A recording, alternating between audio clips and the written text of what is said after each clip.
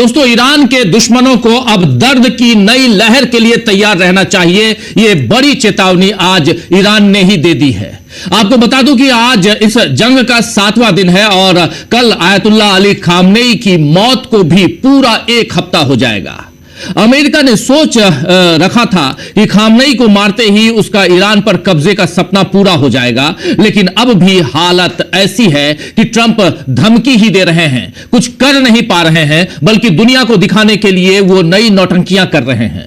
जबकि Islamic revolutionary guard core यानी IRGC ने कहा है कि ईरान लंबे समय तक जंग के लिए पूरी तरह से तैयार है। IRGC के प्रवक्ता ने कहा है कि उसके पास ऐसे एडवांस्ड हथियार हैं जिनका इस्तेमाल अभी तक लड़ाई में नहीं हुआ है। ब्रिगेडियर जनरल अली मोहम्मद नैनी ने कहा है कि ईरान के दुश्मनों को आने वाले हमलों की नई लहर में दर्दनाक झटकों की उम्मीद करनी चाहिए। उन्होंने कहा कि ईरान के नए हथियार आने वाले हैं। इस टेक्नोलॉजी का अभी बड़े पैमाने पर इस्तेमाल नहीं किया गया है।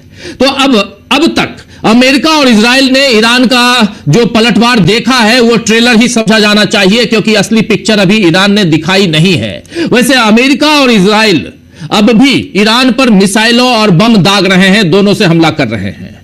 आज ही अमेरिका ने स्टेल्थ बॉम्बर और एडवांस्ड वेपन सिस्टम से ईरान पर हमला बोला है। तो बदले में ईरान भी इजराइल पर और मिडिल ईस्ट में अमेरिकी सैन्य अड्डों को लगातार निशाना बना रहा है। इस बीच अमेरिकी think tank centre for strategic and international studies यानी CSIS, यह अमेरिकी थिंक टैंक है, उसने इस युद्ध के लागत पर एक विश्लेषण में कहा है कि ईरान के खिलाफ ऑपरेशन एपिक फ्यूरी के तहत पहले 100 घंटों में ही अमेरिका को लगभग 3.7 अरब डॉलर यानी करीब 31,000 करोड़ रुपए, 3 अरब 70 करोड़ डॉलर जो लगभग 31,000 करोड़ रुपए होता है, उसका खर्च उठाना पड़ा है। यानी ये 6 दिन में ही। थिंक टैंक की रिपोर्ट में कहा गया है कि 1 अरब 70 करोड़ डॉलर पेट्रियट जैसे एयर डिफेंस इंटरसेप्टर सिस्टम पर खर्च किए गए हैं, जबकि 1.5 अरब डॉलर मिसाइलों और अन्य आक्रामक हथियारों पर किए गए हैं। इसके अलावा 125 मिलियन डॉलर लड़ाकू विमानों और हवाई अभियानों के परिचालन पर खर्च किए गए हैं। CSIS के मुताबिक कुल खर्च में से केवल लगभग 200 मिलियन डॉलर ही पहले से अमेरिकी रक्षा बजट में शामिल था, जबकि करीब 3.5 अरब डॉलर का खर्च अतिरिक्त है, जिसके लिए अलग से फंड की जरूरत पड़ सकती है। इसका मतलब है कि अमेरिकी रक्षा मंत्रालय यानी पेंटागन को जल्द ही युद्ध जारी रखने के लिए अतिरिक्त बजट की मांग करनी पड़ सकती है। वैसे अमेरिकी राष्ट्रपति डोनाल्ड ट्रंप और रक्षा मंत्री पीट हेगसेथ ने संकेत दिए हैं कि यह सैन्य अभियान अभी कई हफ्तों तक जारी रह सकता है। ऐसे में इसका आर्थिक और राजनीतिक असर अमेरिका सहित पूरी दुनिया पर पड़ सकता है, इसमें कोई दो राय नहीं है। वैसे भी यूरोप के बाद अब गल्फ कंट्रीज यानी खाड़ी देश भी इस लड़ाई को लेकर अमेरिका से नाराजगी दिखा रहे हैं, क्योंकि ईरान के पलटवार में खाड़ी देशों में अब तक कई लोगों की मौत हो गई है और लाखों डॉलर का नुकसान हुआ है। मगर खाड़ी देश इस नुकसान का दोष ईरान को नहीं बल्कि अमेरिका को ही दे रहे हैं। खाड़ी देशों ने शिकायत की है कि उन्हें अमेरिका और इजरायली हमलों के बाद अपने देशों पर ईरानी ड्रोन और मिसाइलों की बौछार के लिए तैयार होने के लिए पूरा समय नहीं दिया गया। इनका कहना है कि उनकी सरकारें अमेरिका के युद्ध को संभालने के तरीके से निराश है। यह माना जा रहा है कि अमेरिका सिर्फ अपने सैनिकों और इजराइल की सुरक्षा पर ध्यान दे रहा है और खाड़ी देशों को खुद की रक्षा करने के लिए छोड़ दिया गया है। बताया जा रहा है कि खाड़ी देशों के इंटरसेप्टर का स्टॉक तेजी से कम हो रहा है, यानी उन्हें बिना बात अपना नुकसान करवाना पड़ा है। अब अमेरिका से हालात संभल नहीं रहे तो फिर अमेरिका बातचीत चाहता है जैसी खबरें प्लान करवाई जा रही हैं, लेकिन इसमें भी ईरान ने जवाब दे दिया है। ईरान के राष्ट्रपति मसूद पेजिशकियान ने हमलों के बीच कहा है कि वह स्थायी शांति स्थापित करने के लिए तैयार है, लेकिन साथ ही वो कहा है कि वो अपने अधिकारों की रक्षा करने में नहीं हिचकेंगे। राष्ट्रपति मसूद पेजिशकियान ने सोशल मीडिया प्लेटफॉर्म एक्स पर लिखा, कुछ देशों में कुछ देशों ने मध्यस्थता की कोशिश शुरू की है। हमारा जवाब साफ है, हम क्षेत्र में स्थायी शांति के लिए प्रतिबद्ध हैं, लेकिन अपने देश की गरिमा और अधिकार की रक्षा करने में हमें जरा भी हिचक नहीं है। उन्होंने अमेरिका और इजराइल पर निशाना साधते हुए कहा है, लिखा है कि मध्यस्थता का मकसद उन लोगों को दिखाना चाहिए जिन्होंने ईरानी जनता को कम आंक कर उकसावे की आग भड़काई। इससे पहले बुधवार को मसूद पेजिशकियान, यानी कल बीता हुआ जो 2 दिन पहले, पेजिशकियान ने पड़ोसी देशों से कहा कि वो युद्ध से बचना चाहते थे, लेकिन उन्हें इसके लिए मजबूर कर दिया गया। वहीं ईरान के विदेश मंत्री अब्बास अरागची ने अपने नए बयान में सीधे यूनाइटेड स्टेट के प्रेसिडेंट डोनाल्ड ट्रंप को पर निशाना साधते हुए उन्होंने सिक्योरिटी चेक यानी सच का सामना करवाया है। अरागची ने सोशल मीडिया प्लेटफॉर्म एक्स पर लिखा है कि मिस्टर प्रेसिडेंट, एक साफ और तेज मिलिट्री जीत का प्लान ए फेल हो गया है, आपका प्लान बी और भी बड़ा फेलियर होगा। उन्होंने कहा कि बातचीत के नए दौर में एक यूनिक डील का मौका खत्म हो गया। इजराइल फर्स्ट का मतलब हमेशा अमेरिका लास्ट होता है। यह सबसे बड़ी बात इन्होंने कही है। यह जो आखिरी बात है, यह ट्रंप के लिए मारक साबित होगी, क्योंकि अमेरिका फर्स्ट कहते कहते ट्रंप ने वहां के सैनिकों को एक ऐसे युद्ध में झोंक दिया है जिसका कोई मतलब नहीं है, और अब ट्रंप इतना भी नहीं बता पा रहे हैं कि यह लड़ाई कब तक चलेगी। वैसे ट्रंप ने ईरान को यह धमकी तो दी है कि वो अपनी मर्जी से सुप्रीम लीडर नहीं चुन सकता है। इस पर भारत में रायसीना डायलॉग्स के लिए आए ईरान के उप विदेश मंत्री डॉक्टर सईद खतीब जाहेद ने कहा है कि यूएस प्रेसिडेंट ईरान का लीडर अपॉइंट करना चाहते हैं, लेकिन वो न्यूयॉर्क के मेयर को भी अपॉइंट नहीं कर सकते। उन्होंने आगे कहा कि जहां वॉशिंगटन की लड़ाई को अमेरिकन फुटबॉल की सोच से देख रहा है, वहीं ईरान शतरंज की तरह सोच रहा है। आप अमेरिकन फुटबॉल की तरह देख रहे हैं, तो हम इस लड़ाई को शतरंज की तरह देख रहे हैं, शतरंज की चाल की तरह सोच रहे हैं। इस बयान ने ट्रंप के लिए सीधी चेतावनी दे दी है कि शह और मात कब मिल जाए उन्हें पता भी नहीं चलेगा। वैसे खतीबजादेह ने मोदी सरकार के लिए भी संदेश दिया है और कहा है कि ईरान और भारत के बीच गहरे सिविलाइजेशन रूट हैं। हम इंडो फारसी संस्कृति और सभ्यता का हिस्सा हैं और यह हमारी सांस्कृतिक विरासत से जुड़ा हुआ है। हम ईरान और भारत संबंधों को बहुत महत्व देते हैं। उन्होंने कहा है कि मेरी भारत के विदेश मंत्री से मुलाकात हुई। सबसे अहम बात तो यह है कि सभी अंतर्राष्ट्रीय कानून का समर्थन कर रहे हैं। दुर्भाग्य है कि अंतर्राष्ट्रीय कानून के सिद्धांतों पर हमला हुआ है और हमें इन अत्याचारों के खिलाफ मिलकर खड़ा होना होगा। खतीबजादेह ने कहा है कि अमेरिकियों ने एक देश के प्रमुख की हत्या कर दी है। अगर यह आम हो गया तो कोई भी देश दुनिया के दूसरे देशों के साथ सामान्य राजनयिक संबंध नहीं रख पाएगा। अब यह देखना है कि मोदी इस संदेश को किस हद तक समझते हैं, क्योंकि अभी तो उन्हें केवल ट्रंप और नेतन्याहू की बात ही समझ में आ रही है, ऐसा ही लगता है। तभी तो अमेरिका ने भारत को रूस से तेल खरीदने के लिए 30 दिन की मोहलत दी है और सरकार इस पर खुश है, जबकि उसे सवाल करना चाहिए था कि आप हमें मोहलत देने वाले होते कौन हैं। गौरतलब है दोस्तों कि यही लोग यही करते हैं, मगर इस समय अजीब सी बेगैरती जो है वो देश देख रहा है। राहुल गांधी ने तो इस बारे में 11 फरवरी को ही संसद में आगाह कर दिया था कि और आज उन्होंने अपने उसी बयान को शेयर करते हुए सोशल मीडिया पर लिखा है। पहले उस बयान को देख लीजिए, पहले वीडियो भी दिखाता हूं। भारत की विदेश नीति हमारे लोगों की सामूहिक इच्छा से उत्पन्न होती है। यह हमारे इतिहास, हमारी भौगोलिक स्थिति और सत्य एवं अहिंसा पर आधारित हमारी आध्यात्मिक विचारधारा में निहित होनी चाहिए। आज हम जो देख रहे हैं वो नीति नहीं है, ये एक भ्रष्ट व्यक्ति के शोषण का परिणाम है। ये यहां पर राहुल गांधी कह रहे हैं, देश के प्रतिपक्ष के नेता, और इन्होंने जो कहा है इसके साथ एक वीडियो शेयर किया है। 11 फरवरी को उन्होंने संसद में जो कहा था उस वीडियो को जरा ले आइए स्क्रीन पर, बहुत महत्वपूर्ण है। उस वीडियो को देखिए, उसके बाद भारत की विदेश नीति की बात यहां जरूरी है, लेकिन उससे ज्यादा जरूरी उधर ईरान में हो क्या रहा है, ईरान की तैयारियां क्या है। पहले वीडियो देखिए।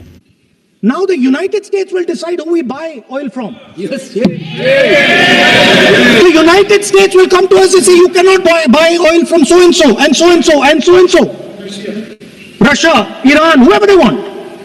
They will decide. Our Prime Minister will not decide. Please understand, and they will monitor. They will keep a watch, meaning they will look, and if India buys oil from anyone they do not want, they will punish us. तो सुन रहे थे आप, यहां Iran की बात हो रही है। भारत की विदेश नीति हमारे लोगों की सामूहिक इच्छा से उत्पन्न होती है, ये हमारे इतिहास और ये अभी बातें इन्होंने कही है यहां राहुल गांधी ने, जो अभी आप देख रहे थे थोड़ी देर पहले। लेकिन बहुत महत्वपूर्ण, आज हम जो देख रहे हैं वो नीति नहीं है, ये एक भ्रष्ट व्यक्ति के शोषण का परिणाम है, ये राहुल गांधी ने आज लिखा भी है। तो दोस्तों आइए आज चर्चा करेंगे कि किस तरह ईरान ने अपने दुश्मनों यानी अमेरिका और इजराइल को दे दी है बड़ी चेतावनी कि दर्द की नई लहर और झटकों के लिए आप तैयार रहें। क्या ट्रंप अब कोई नया तमाशा खड़ा करेंगे और नया तमाशा खड़ा करके अपने लोगों का ध्यान भटकाएंगे, या फिर इस बार उन्हें अमेरिकी जनता सबक सिखा देगी? अमेरिका में भी उनके लिए बहुत अच्छी खबर वहां से नहीं है, लेकिन इन सबके बीच ईरान में जो कुछ हो रहा है, वो जो बातें हैं वो बहुत महत्वपूर्ण है, वो यहां समझना जरूरी है। तो आइए जरा समझते हैं कि क्या चल रहा है उधर ईरान में और क्या कुछ चल रहा है ईरान से इतर दुनिया के दूसरे देशों में। उसके लिए आगे बढ़े, हमारे साथ कुछ वरिष्ठ साथी जुड़े हुए हैं, उनसे आपका पहले परिचय करवाता हूं, फिर आगे बढ़ते हैं। देखिए इस वक्त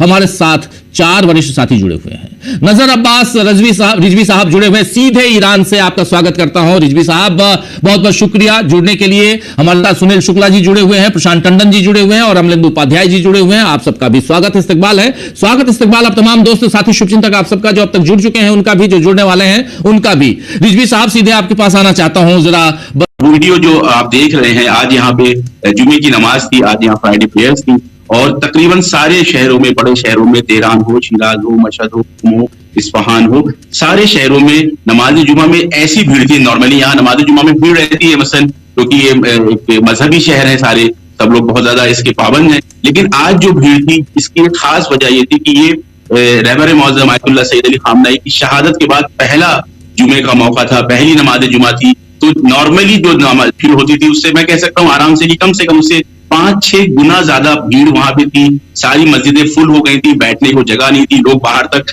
खड़े थे। और फिर एक बहुत ही ज्यादा गुस्से का ऐलान किया है और बार बार वही मांग, पहले भी मैं कहता रहता हूँ कि इंतकाम की बात यहाँ पे हुई। और फिर नमाज के बाद एक बहुत बड़ी रैली, मैं खुद मौजूद था इस रैली में, वीडियोज मैंने शेयर भी किए हैं कि इस रैली में लाखों की तादाद में बूढ़े, बच्चे, जवान सब शामिल हुए। और ये वो सबसे बड़ी ताकत है कि जिस ताकत के बल पे ईरान जो है वो इस जंग को आगे लेके बढ़ रहा है। देखिए, जब तक किसी मुल्क की आवाम अपने मुल्क की आर्म फोर्सेस का सपोर्ट नहीं करती है, उनके साथ सीना बसीना और कंधा मिला के आगे नहीं बढ़ती है, तब तक कोई भी मुल्क वो है वो जंग नहीं लड़ सकता है। क्योंकि असल जो डायरेक्ट इम्पैक्ट होता है वो आवाम के ऊपर होता है, वो जनता के ऊपर होता है। मरने वाली भी ज्यादा जनता ही रहती है, क्योंकि ऐसे दुश्मन है इस वक्त ईरान के सामने कि जिनके लिए मिलिट्री टारगेट और सिविलियन टारगेट में कोई फर्क नहीं है। जहां पे भी आसानी पाते हैं वो हमला कर देते हैं। और जितने भी लोग अब तक शहीद हुए हैं ईरान में, 1200-1300 की जो तादाद बताई जा रही है, उसमें अक्सर जो है वो सिविलियंस ही हैं। तो ऐसे माहौल में इतनी बड़ी तादाद का बाहर निकलना, उनका बार बार ये कहना कि हम अपनी फौज के साथ हैं,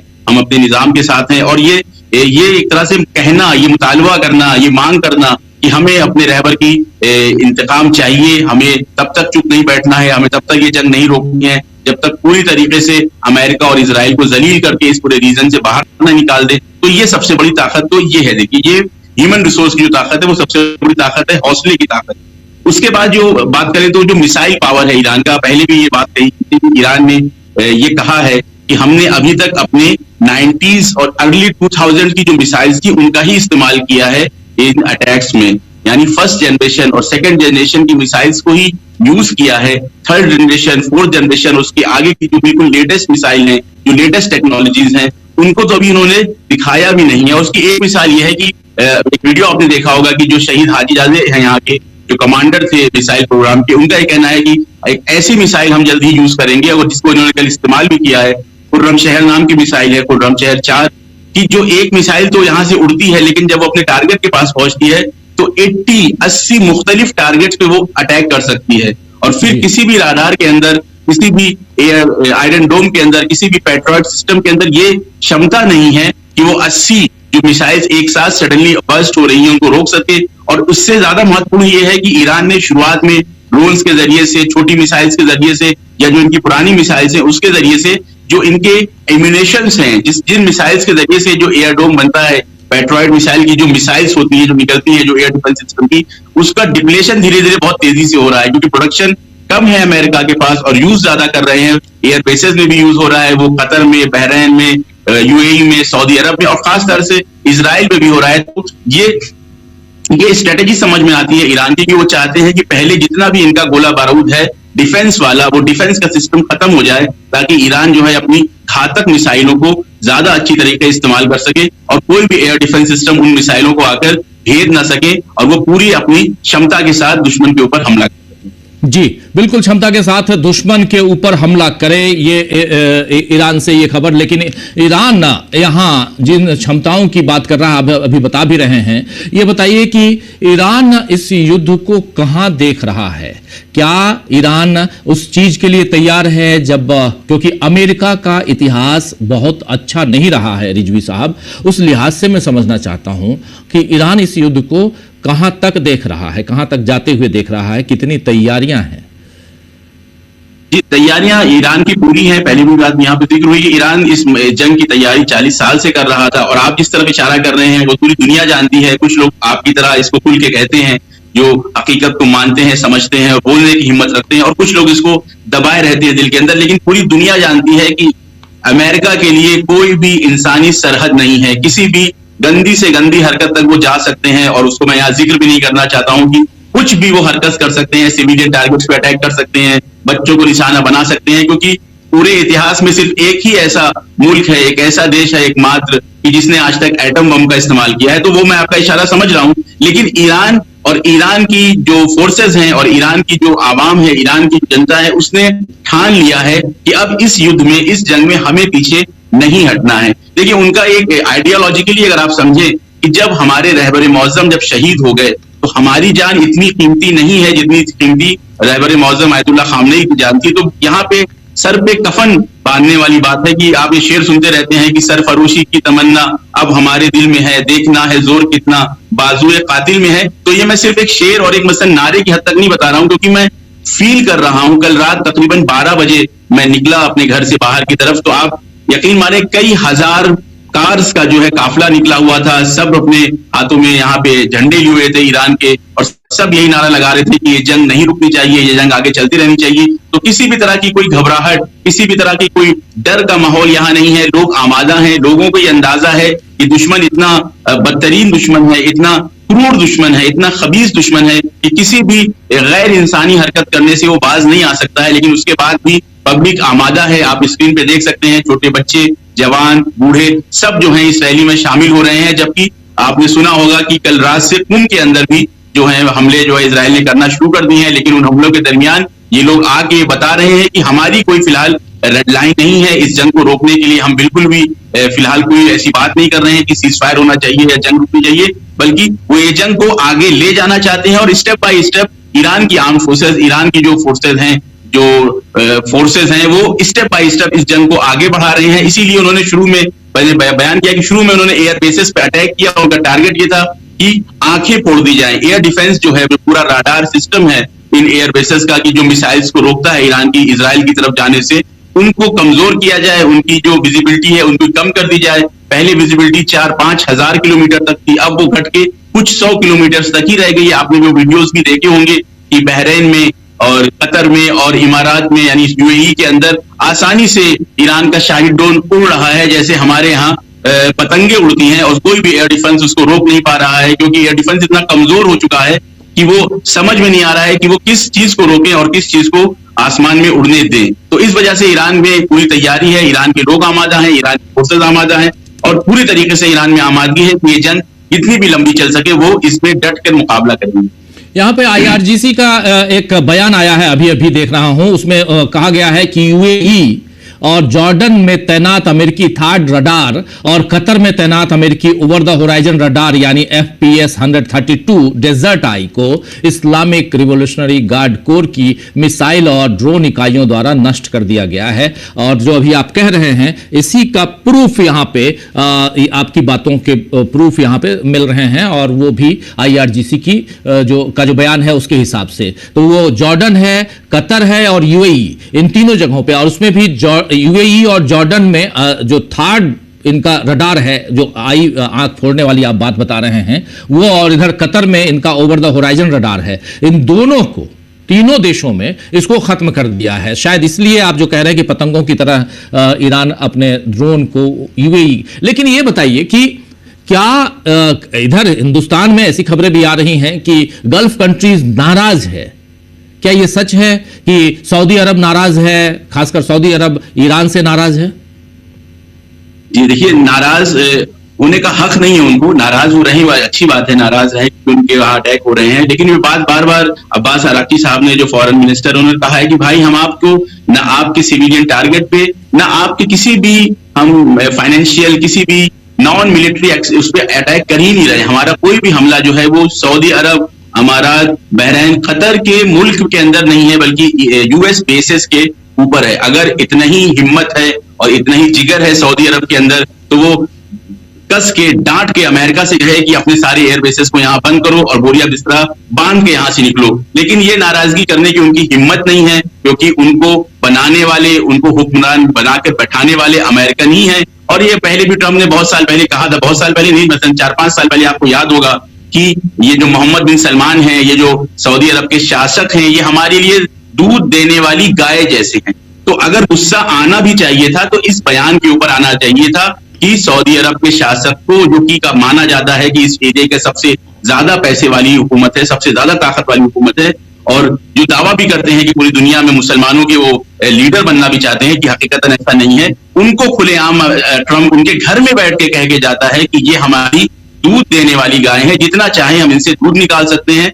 मुराद इनकी वाज़ेह है कि हम जितना चाहे इनसे फाइनेंशियली इस्तेमाल कर सकते हैं। तो अगर जुर्रत होती, अगर हौसला होता, अगर मर्दानगी होती, तो उस वक्त गुस्सा दिखाते और अमेरिका को आंखें दिखाते। लेकिन ये जो अभी कह रहे हैं कि ईरान ने गलत कर दिया है, या ये संयुक्त रूप से जिन्होंने बयान जारी किया है कि अगर इस तरह से ईरान हम पे अटैक करता रहेगा हमारे एयर स्पेस में आके, तो हम रिटेलिएट करेंगे, तो ईरान का यहाँ पे बिल्कुल वाज़ेह बयान है। बार बार वो कह रहा है, और मैंने भी बार बार आपसे कहा है कि वो कह रहे हैं कि हमने आप पे अटैक नहीं किया है, सारे पड़ोसी मुल्क हमारे भाई हैं, हम उनसे दोस्ती बना के रखना चाहते हैं, और हम एयर बेसिस पे अटैक करेंगे जिन एयरबेस के जरिए से या तो हम पे डायरेक्टली और इनडायरेक्टली हमला किया गया है, या वो एयरबेस की जहां पे राडार सिस्टम है कि जो इजराइल की हिफाजत में बनाए गए हैं, ताकि ईरान की मिसाइल्स को जो है वो इजराइल जाने से रोके, चाहे वो जॉर्डन में हो, चाहे वो कतर में हो, चाहे वो बहरीन में हो। इसी तरह से नेवी एतबार से जितने भी यूएस नेवी की बेसेस हैं मिडिल ईस्ट में, वेस्ट एशिया में, उन सबको भी ईरान खुलेआम टारगेट बना रहा है। और इसमें ईरान का बिल्कुल एक वैलिड इंटरनेशनल कानून के एतबार से ये हक है कि जहां जहां से उनको हमला हो सकता है या हुआ है वहां पे वो अटैक करें। आप देखें अमेरिका कितनी दूर है, अगर आप मैप देखें, ग्लोब देखें, व्यूअर्स आपके ग्लोब देखें, छोटे भाई मेरे ग्लोब देखें, तो देखेंगे कि अमेरिका कहां है और ईरान कहां है। और उसके बाद वो आते हैं, वो करते हैं अटैक ईरान के ऊपर, वो अटैक करते हैं सीरिया के ऊपर, वो अटैक करते हैं लीबिया के ऊपर, वो अटैक करते हैं इराक के ऊपर, वो अटैक करते हैं अफगानिस्तान के ऊपर, और जाके क्या कहते हैं कि हमारी नेशनल सिक्योरिटी का मसला है। भाई साहब, आपका मुल्क 4000 किलोमीटर दूर है, जहां तक पहुंचने के लिए 2-3 बार तो पेट्रोल भराना पड़ जाएगा हवाई जहाज के अंदर। कौन यहां से जाके आपकी नेशनल सिक्योरिटी में दखल अंदाजी कर रहा है कि आप उठ के आते हैं और पूरे के पूरे मुल्क को बर्बाद कर देते हैं। अफगानिस्तान में आपने लाखों लोगों को मार दिया, इराक में आपने करोड़ों लोगों को तबाह कर दिया, लीबिया को बर्बाद कर दिया, सीरिया को बर्बाद कर दिया, और वही चाहते हैं कि ईरान में भी कंडीशन पैदा करे। तो वहां पे आप कहते हैं कि हमारी नेशनल सिक्योरिटी का मसला है। तो अब जब आपकी नेशनल सिक्योरिटी के लिए आप इतने 1000 किलोमीटर दूर आके खूनरेजी कर सकते हैं, खून बहा सकते हैं, रक्तपात कर सकते हैं, तो फिर ईरान का भी हक है, ईरान का भी एक बिल्कुल अकली बात है, ये बिल्कुल कॉमन सेंस वाली बात है कि आपने अगल बगल में जो बेसिस बना रखे हैं, वो बेसिस किस लिए बना रखे हैं आपने? क्या सिर्फ नुमाइश के लिए बेसिस बना रखे हैं? नहीं, वाज़ेह सी बात है, आप चाहते हैं कि जैसे ही हमें मौका मिलेगा इन बेसिस का इस्तेमाल करके ईरान के अंदर अशांति फैलाएंगे, और आप फैलाते रहते हैं। और इस बार तो आपने रेड लाइंस क्रॉस कर दी हैं कि आपने यहाँ के सबसे बड़े धार्मिक और राजनीतिक जो लीडर थे उनको आपने आके उनका असैसिनेशन कर दिया, उनको शहीद कर दिया। तो फिर अब कोई रेड लाइन नहीं है, और यही वजह है। आप देखें अभी तक जितने भी गल्फ कंट्रीज हैं, बहरीन, कतर, ये सारे मैं बार बार नाम ले रहा हूं, इन्होंने सिर्फ बयान दिया है, और तो ये समझ में आता है कि ये बयान देना भी यूएस के प्रेशर में आके ये बयान दे रहे हैं। अंदर से ये भी समझते हैं कि हाँ, ये ईरान का वैल्यूड एक हक है, इनकी हकीकत ये है, ये इनका एक राइट है कि आगे अपनी दिफा के लिए, अपनी सुरक्षा के लिए हमारे एयर बेसिस पे अटैक करें। और इसके अलावा मैं एक और पॉइंट की तरफ इशारा करना चाहूंगा कि वो ये कि जो पब्लिक है इन ममालिक के अंदर, वो जॉर्डन हो, चाहे वो कतर हो, चाहे वो बहरीन हो, अगर आप वीडियोस देखेंगे, जो वीडियोस आते हैं जब एयरबेस के ऊपर अटैक होते हैं, तो पब्लिक बहुत खुश होती है। बहरीन की मैं रिपोर्ट देख रहा था, बहरीन में 57 नागरिकों को बहरीन ने जो है वो कैदी बना लिया है, वो सिर्फ इसलिए कि वो वीडियो शेयर करके खुशी मना रहे थे कि ईरान ने अमेरिका के एयरबेस पे अटैक किया है। तो यानी पब्लिक यहाँ पे खुश है, क्योंकि पब्लिक जानती है कि ये हुक्मरान तो हमारे पूरी तरीके से उनके कंट्रोल में है, पपेट हुक्मरान है, अमेरिका के खिलाफ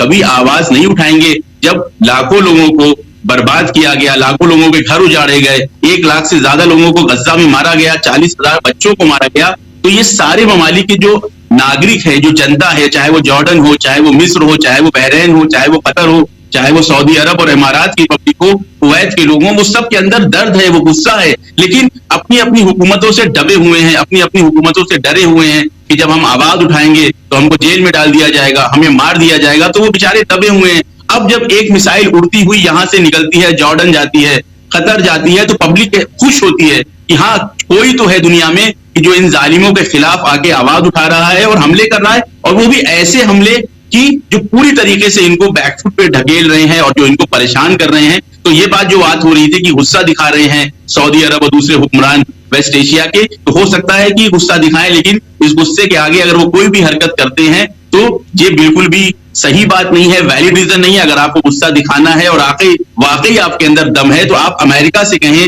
कि इन सारे एयरबेसेस को बंद करें और एयरबेसेस छोड़ के खाली करके सारी अमेरिकन फोर्सेस जो है वो वापस अमेरिका में जाके अपने मुल्क की हिफाजत करें। खुद अमेरिका में इतनी भुखमरी है, आप वीडियोस देखें, लोग रोड पे सो रहे हैं, लोगों के पास खाने पीने को पैसा नहीं है।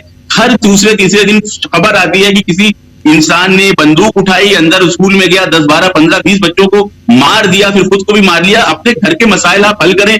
पूरी दुनिया के दरोगा बनने का वक्त अब जा चुका है। लोग अपने मुल्क को संभाल सकते हैं। आप वापस जाइए, अपनी नेशनल सिक्योरिटी को अपने मुल्क के अंदर से संभालिए। नेशनल सिक्योरिटी मिडिल ईस्ट में मत खोजिए, यहाँ पे आपको नेशनल सिक्योरिटी नहीं बल्कि आपकी फौजियों की लाशें मिलेंगी। 5 से 600 तक की तादाद की जो बात आ रही है, वो अब तक अमेरिकी फौजी मारे जा चुके हैं, लेकिन ये कह रहे हैं सिर्फ 6 फौजी मारे गए हैं। तो इससे समझ में आता है कि इनकी हिम्मत ये भी नहीं है इसमें कि बता सके कि हमारे कितने फौजी मारे गए हैं। तो अब यही राय है इसका कि जो टारगेट है ईरान का पहला, कि इस रीजन से पूरा अमेरिकन फोर्सेस को निकाला जाए और तब सही मानों में मध्य एशिया में, वेस्ट एशिया में, पश्चिमी एशिया में सही मानों में शांति तभी बहाल हो सकती है कि जो ये अमेरिकन फोर्सेस जब तक यहां से नहीं निकलेंगे, जब तक अमेरिकन फोर्सेस और अमेरिकी जो पूरा सेटअप एम्बेसी का रहता है, जो CIA का जासूसी का अड्डा रहता है, जब तक ये पूरा इस रीजन से नहीं निकलेगा तो सही मानों में यहाँ पे शांति बहाल नहीं होने वाली है। इस तरह से यहाँ पे टेंशन बरकरार रहेगी और ईरान की फोर्सेस का सबसे पहला हदफ ये है कि अमेरिकन प्रेजेंस को इस मंतके से, इस रीजन से पूरी तरीके से खत्म किया जाए। मतलब ये साफ है कि ईरान इस बात के लिए तैयार है कि अब ये जो मसला है इसको सॉल्व किया जाए पूरी तरह से। और जैसे अरागची का बयान या पेजिशकियान का बयान या उप विदेश मंत्री का बयान आया है, ये सब कि आखिरी गोली और आखिरी आदमी तक हम इसमें संघर्ष करते रहेंगे, ये कहा गया है। रिजवी साहब थोड़ा सा आप रुकिए, मैं जरा प्रशांत जी आपके पास आना चाहता हूँ। कोई सवाल आप तमाम साथियों के पास हो तो वो भी पूछ सकते हैं। रिजवी साहब सीधे जुड़े हुए हैं ईरान से और भी कुंभ, जहां तक मैं सही कह रहा हूं, कुंभ में हैं आप, है ना रिजवी साहब? कुंभ में है जी। प्रशांत जी, इस पूरे घटनाक्रम पे थोड़ा सा रिजवी साहब आपसे समय लेना चाहूंगा। प्रशांत जी, इस पूरे रिजवी साहब, क्या स्कूल कॉलेज ये सब बंद हैं अभी? क्या युद्ध के हिसाब से बिल्कुल शहर में, और बाकी जैसे आप कह रहे हैं कैफे में जा रहे हैं, CNN के लोग आए हुए हैं, और लेकिन आम जनजीवन कैसा चल रहा है? वो मैंने आपके स्टाफ को जो है कल रात 12 बजे की जो है वो वीडियोस भेजी हैं, आप भी देखें। आपको ये जो स्क्रीन पे अभी वीडियोस दिखाई गई, ये आम जनजीवन है। ये मेरे घर से समझ लीजिए 5 मिनट की वॉक पे एक मैदान है, मैदान यानी चौराहा है तौहीद नाम का, और आपको सुन के हैरत होगी कि ये चौराहा वो चौराहा है जी, यहाँ पे 8 और 9 फरवरी को अमेरिका और इजराइल के जो बैग के गुंडे थे उन्होंने आके बड़ा हल्ला मचाया था, आग लगाई थी गाड़ियों में, लोगों को मारा था। ये वही चौराहा है। और ये नमाज के बाद, जैसे पहले बताया, नमाज होती है, इफ्तार होता है, यहाँ 6, सवा 6 बजे अजान है मगरिब की, उसके बाद इफ्तार करने में तकरीबन 7 बज जाता है। 7 बजे के बाद जो माहौल बनता है वो ऐसा माहौल बनता है, वो रात 12, 1, 2 बजे तक माहौल रहता है। आप वीडियो में देख सकते हैं। ये तो रात की बात है। उसके अलावा दिन में क्या होता है, दुकानें सब खुली हैं, यहाँ पे सारी चीज अवेलेबल है। रमजान का महीना है तो लोग अपनी खरीदारियां करते हैं, जो भी उनको इफ्तार का सामान खरीदना है। जैसे जनजीवन बिल्कुल नॉर्मल तरीके से चल रहा है। स्कूल और कॉलेजेस बंद हैं। उसकी 2 वजह है। एक वजह तो ये है कि जो रहबर मौजम की शहादत हुई थी तो उनके राष्ट्रीय शोक में जो है 1 हफ्ते की जो है वो छुट्टी की गई थी और 40 दिन का शोक यहाँ पे है। तो पूरे ईरान में इस वक्त शोकवारी का माहौल है, लोग काले कपड़े पहनते हैं, लोग अज़ादारी कर रहे हैं, इमाम हुसैन के मातम नुहा कर रहे हैं। उसके अलावा दूसरा एक ये भी पॉइंट है कि क्योंकि इजराइल और अमेरिका किसी भी तरह से दरीक नहीं आती, किसी तरह से भी कोताही नहीं करते कोई किसी को भी अटैक करने के लिए, तो एहतियात के तौर पे ताकि एक साथ जैसे वो 175 बच्चियों की शहादत हुई है, 12 से 17 साल की बच्चियों के आपने वीडियोस देखे होंगे, उनके जनाजे जिस तरह से उनको दफन किया गया, वो ईरान ये नहीं चाह रहा कि और बच्चों को डायरेक्ट जो है निशाना बना सके, इसलिए शायद एहतियातन तौर से मुझे लगता है कल से भी जो स्कूल्स नहीं खुलेंगे वो ऑनलाइन वगैरह ही होंगे। हालांकि अभी तक कोई नोटिफिकेशन ऐसा नहीं आया है। 1 हफ्ते की छुट्टी का ऐलान हुआ था जब रहबर की शहादत की खबर आई थी, वो 1 हफ्ता आज कंप्लीट हो जाएगा। कल से स्कूल खुलेंगे या नहीं खुलेंगे ये भी कोई नोटिफिकेशन नहीं आया। एहतियातन मुझे लगता है इसीलिए कि किसी और स्कूल पे हमला ना किया जा सके और एक साथ इतनी बड़ी तादाद में बच्चे ना मारे जाएं, स्कूल और कॉलेजेस फिलहाल बंद ही रहेंगे, तो जनजीवन बिल्कुल नॉर्मल है। मैं और भी कोशिश करूंगा वीडियोस आपको बताऊं कि किस तरीके से लोग नॉर्मल जिंदगी गुजार रहे हैं, कुंभ में हो चाहे हत्ता तेहरान में कि जहां पे सबसे ज्यादा अटैक्स हो रहे हैं, वहां पे भी आज अगर आप वीडियोस, मेरे जो आपको वीडियोस दिख रहे हैं आप, वो कुंभ के वीडियोस हैं। तेहरान के अगर आप वीडियोस देखें तो कई गुना ज्यादा, क्योंकि तेहरान बड़ा शहर है, कैपिटल सिटी है, कई लाख की तादाद में लोगों ने शिरकत की है। तो आप खुद समझ सकते हैं कि जब इतने हमलों के बीच लोग जुमे में शिरकत कर रहे हैं और जुमे के बाद खास तौर से रैली में शिरकत कर रहे हैं, तो फिर उनकी नॉर्मल दिनों की जो जिंदगी है वो बिल्कुल नॉर्मल चल रही है। हर चीज यहाँ अवेलेबल है, मार्केट में सब सामान है, कोई भी ऐसी घबराने वाली बात नहीं है। जो भी चीज हम लोग कोई भी चीज स्टॉक नहीं कर रहे हैं। मेरे पास अगर कल तेल खत्म हुआ तो मैं 1 बॉटल तेल लेके आया, आटा खत्म हुआ तो मैं काम भर की जरूरत पर कई चीज लाया। सब लोग यही कर रहे हैं, कोई भी चीज यहाँ पे लोग जमा करके अपने घरों के अंदर नहीं रख रहे हैं, क्योंकि सबको इत्मीनान है इस सिस्टम के ऊपर कि हमारे पास चीजें हैं। पहले भी जो जिम्मेदार अफराद हैं, जब जंग शुरू हुई थी तो उन्होंने कहा था कि हमारे पास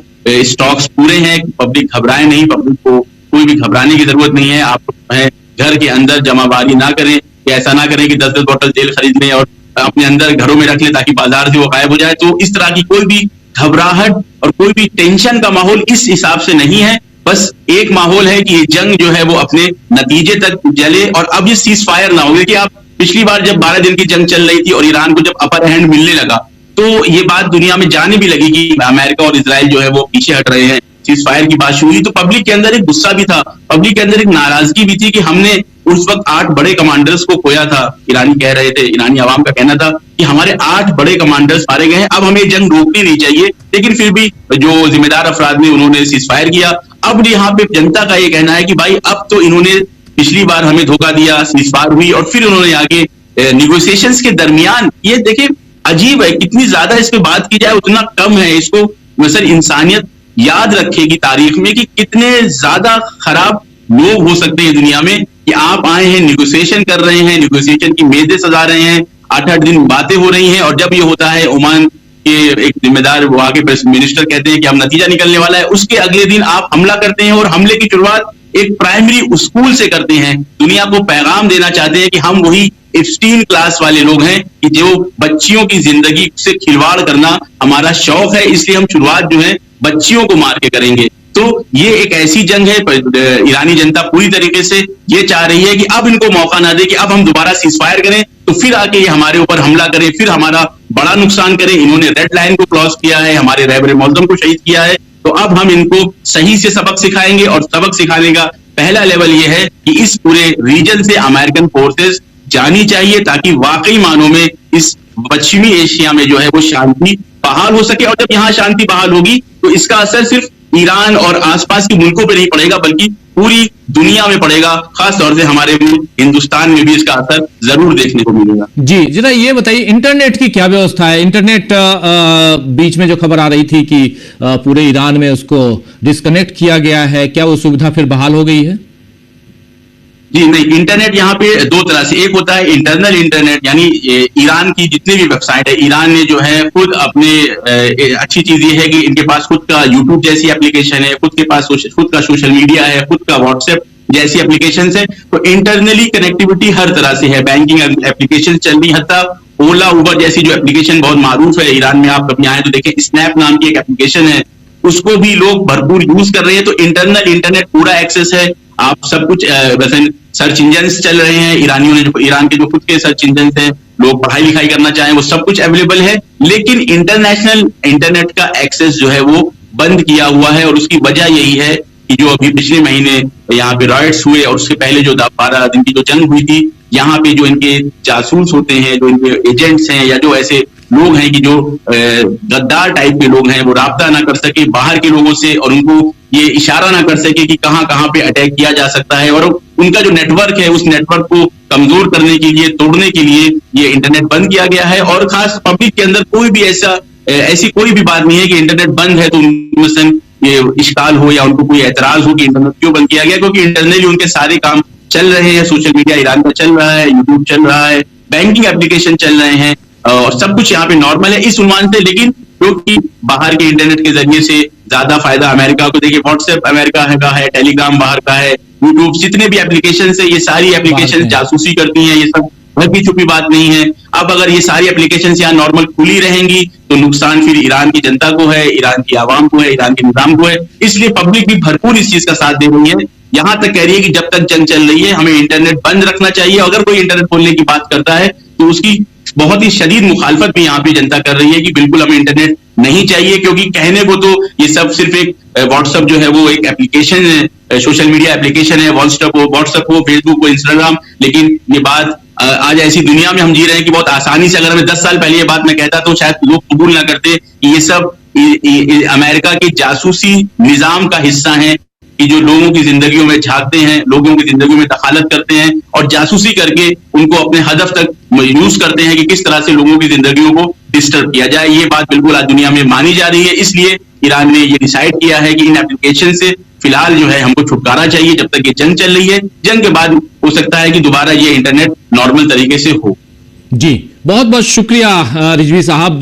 बहुत ग्राउंड लेवल की जो बातें वहां की जो आप बता रहे हैं बहुत महत्वपूर्ण, और लगातार आप हमारे साथ जुड़ते हैं और समय निकालते हैं। इस जो अभी मुश्किल समय है उसमें से आप समय निकालते हैं, बहुत बहुत शुक्रिया आप। डोनाल्ड ट्रंप के बयान की बात मैं कर भी रहा था कि बयान आएगा घंटे 2 घंटे बाद, लेकिन अभी आ गया। देखिए, डोनाल्ड ट्रंप राष्ट्रपति अमेरिका के कह रहे हैं कि ईरान के साथ बिना शर्त सरेंडर के अलावा कोई डील नहीं होगी।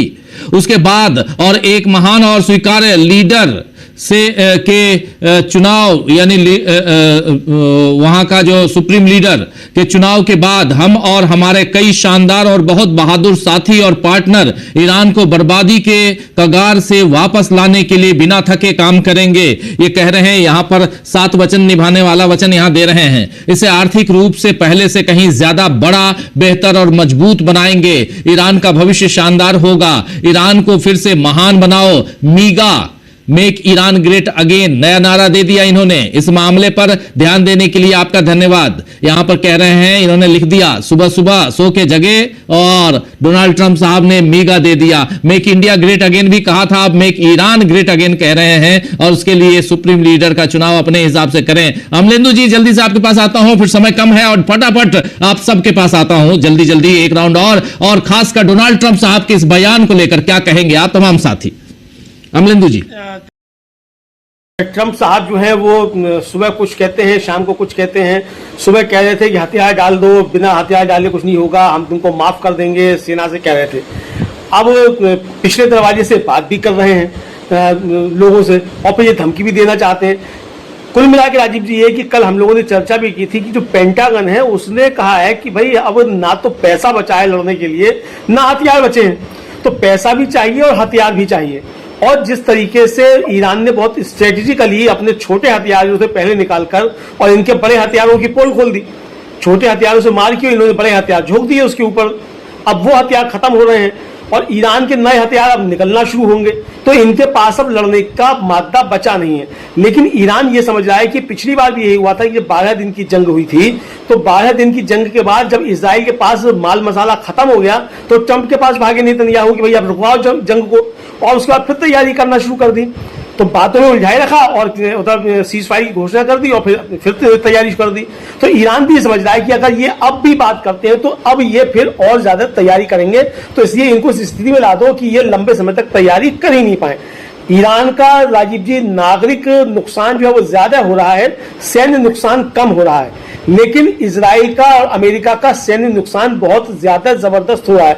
वो जो बताया जा रहा था कि वो अब्राहम लिंकन जो है, IRGC ने बताया है कि वो 350 किलोमीटर हरमुज से दूर था और इधर की तरफ आ रहा था, लेकिन IRGC की नेवी ने उस पर जब हमला किया तो 1000 किलोमीटर दूर वो भाग गया। ये है राजीव जी। इधर ये जब खबर आई कि वो हथियार खत्म हो रहे हैं तो उसके बाद फिर व्हाइट हाउस को कहना पड़ा है राजीव जी, स्पष्टीकरण एक तरीके से देना पड़ा है कि ट्रंप हमारे पास जखीरा पूरा है, कोई कमी नहीं है, और चूंकि ट्रंप जो चाहते हैं कि वो लंबा चलेगा तो इसलिए उन्होंने जो ठेकेदार है, खासतौर से रायथॉन है और लॉकहीड मार्टिन, ये जो ठेकेदार है रक्षा हथियारों के उत्पादन करने वाले, इनसे आग्रह किया है कि ये इसको तेज करें ताकि भंडार जो है कभी खत्म ना हो, फिर से भरा जा सके। यानी एक तरीके से अपरोक्ष रूप से स्वीकार करना शुरू कर दिया है कि उनका स्टॉक खत्म हो रहा है। उधर रूस के एक रक्षा विशेषज्ञ है यूरी नाटनोव, उनका कहना है कि इजराइल के अमेरिका के पास 5 से लेकर 7 दिन तक का जो है इंटरसेप्टर्स है कि वो ईरान को रोक सकते हैं, और ईरान ने अभी हल्के हल्के जो है अपने हथियार निकाले हैं। जब इसके बड़े हथियार निकलेंगे तब तक ये इनके पास उसको इंटरसेप्ट करने की क्षमता बचेगी ही नहीं। तो यही स्थिति पैदा हो रही है, लगता है ये तो इसलिए ट्रंप साहब जो है वो डांटो और पुचकारो और पीछे से बात करो, दोनों उस पर काम करते हुए दिखाई पड़ते हैं राजीव जी। ये एक तरीके से आया है। और इसको आप देखिए कि जो अमेरिकी प्रतिनिधि सभा है उसके अध्यक्ष जो है माइक जॉनसन, उन्होंने आज थोड़ी देर पहले मीडिया से बात करते हुए कहा है कि हम युद्ध में नहीं है। अब सुन लीजिए, ट्रंप साहब कह रहे हैं कि हम युद्ध में हैं और बिना सरेंडर किए कोई बात नहीं होगी, और प्रतिनिधि सभा के जो अध्यक्ष है माइक जॉनसन वो कह रहे हैं कि हम युद्ध में नहीं है, हमारा युद्ध करने का कोई इरादा नहीं है। ट्रंप और रक्षा विभाग ने स्पष्ट कर दिया है कि यह एक सीमित अभियान है। अगर सीमित अभियान है तो भाई तो फिर आप जो है कह रहे हैं कि सरेंडर कर दो, और युद्ध नहीं है तो क्या था, खामोश को नहीं बैठ जाते, फिर क्यों तैयारी कर रहे हो कि हथियार और चाहिए। पीट हेगसेट जो रक्षा मंत्री वो कह रहे हैं कि आपने हमारी ताकत देख ली, अभी और आप ताकत देखेंगे। ये है राजीव जी। इधर रूस के ऊर्जा मंत्री जो है सेर्गेई स्रिवेलेव, उनका कहना है कि रूस किसी भी चुनौती के बावजूद ईरान के साथ अपना सहयोग जारी रखेगा, और उनका कहना है कि इस कठिन और दुखद घड़ी में मॉस्को ईरानी जनता के साथ खड़ा है। रूस ईरान की आर्थिक परियोजनाएं और समझौते योजना के अनुसार आगे बढ़ेंगे। तो यानी रूस ने यह स्पष्ट कर दिया है कि वो करेगा, और आगे खुलता हुआ ये आगे आ रहा है। इधर राजीव जी एक जो बड़ी खबर है वो ये है कि अब आरोप लगना ये शुरू हो गए हैं, और अमेरिका की तरफ से आरोप लग रहे हैं कि रूस जो है वो ईरान को अमेरिका के सैन्य अड्डों के लोकेशन जो है और उसके जहाजों की लोकेशन वो दे रहा है, और ईरान इसलिए मार कर रहा है। ये जो है द वाशिंगटन पोस्ट है, उसकी एक रिपोर्ट है, उसमें ये आरोप एक तरीके से लगाया गया है। रिपोर्ट में कहा गया है कि रूस ईरान को कितनी सही जानकारी दे रहा है ये साफ नहीं है, लेकिन एक सूत्र का कहना है कि मॉस्को की तरफ से बड़ी कोशिश लगती है। तो यानी अब ये आरोप ये लगना शुरू हो गया कि रूस मदद कर रहा है इसलिए ईरान मार रहा है। यानी आप पिट रहे हैं, ये आप स्वीकार कर रहे हैं, लेकिन कह रहे हैं कि ईरान हमको इसलिए मार पा रहा है क्योंकि रूस जो है उसकी मदद कर रहा है। तो अब ये है राजीव जी। इधर पेड्रो सांचेज जो स्पेन के राष्ट्रपति हैं, वो उन्होंने बहुत खुलकर जो ट्रंप का विरोध किया था, उन्होंने अभी थोड़ी देर पहले पुर्तगाल के प्रधानमंत्री जो है उनके साथ एक प्रेस कॉन्फ्रेंस को संबोधित किया, और उन्होंने कहा कि सैन्य तनाव न केवल विश्व शांति के लिए खतरा है, बल्कि हमारे देशों यानी स्पेन और पुर्तगाल में व्यवसायों परिवारों की समृद्धि के लिए भी खतरा है, क्योंकि इससे जीवन यापन में लागत में वृद्धि होगी। इधर राजीव जी तेल की कीमतें बढ़ना जो है अमेरिका में वो तय है, और कहा यह जा रहा है कि जो रिजर्व था अमेरिका का तेल का भंडार, ट्रंप साहब ने उसे भरा नहीं और उससे पहले ईरान पर हमला बोल दिया। और अब जिस तरीके से ईरान ने हॉर्मुज़ बंद किया है, तो अब संकट जो है वो अमेरिका में पैदा होने वाला है। रिजर्व भंडार जो है वो 1/3 रह गया है, तो अगर 4-5 दिन में नहीं पहुंचा वहां तेल तो ईरान में अमेरिका में दिक्कत हो जाएंगी। अब चर्चा ये भी चल रही है कि जो कहा गया है कि भारत जो है रूस से तेल ले ले, तो चर्चा ये है कि राजीव जी की रूस से तेल खरीद ले भारत और अमेरिका को सप्लाई कर दे। ये चाल है असल में। तो कोई ऐसा नहीं है कि साहब कोई सैंक्शन हटा दिए गए हो, ये सारी चीजें भी सामने आ रही हैं।